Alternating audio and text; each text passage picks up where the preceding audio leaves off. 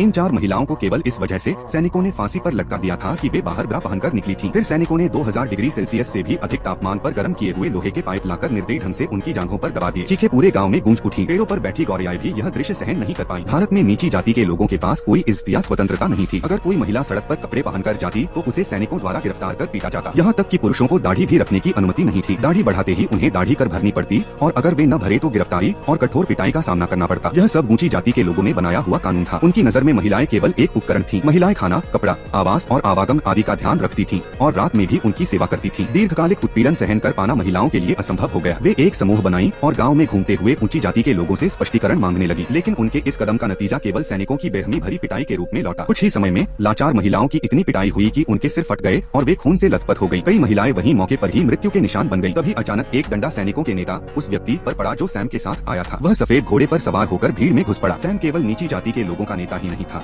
बल्कि भारत का युद्ध देवता भी था। उसने कई युद्ध जीते थे और राजा रानी की गहरी कृपा पाई हुई थी। सैम ने उन पुरुषों से महिलाओं पर अत्याचार बंद करने को कहा पर वे न माने। उन्होंने सैम से मुकाबला करने का फैसला किया। उस आदमी ने सैम पर चाकू से वार किया पर सैम चतुराई से बच निकला। उसने अपनी प्रबल शक्ति का प्रदर्शन करते हुए उस आदमी को हवा में उछाल दिया। अपमानित होकर वह आदमी तुरंत अपने लोगों को सैम को गिरफ्तार करने का आदेश दे देता है मगर वे सैनिक सैम के सामने टिक नहीं पाते। जल्द ही सैम द्वारा मारे जाने के बाद सैनिक जमीन पर गिर जाते हैं। इसके तुरंत बाद सैम उस आदमी की कठोर पिटाई करता है और उसे एक घोड़े पर फेंक देता है। उसने चेतावनी दी कि अगर कभी वह गाँव वासियों पर अत्याचार की हिम्मत करेगा तो उसे भारी कीमत चुकानी पड़ेगी। भले ही सैम ने यह लड़ाई जीत ली पर एक संकट चुपके से करीब आ रहा था।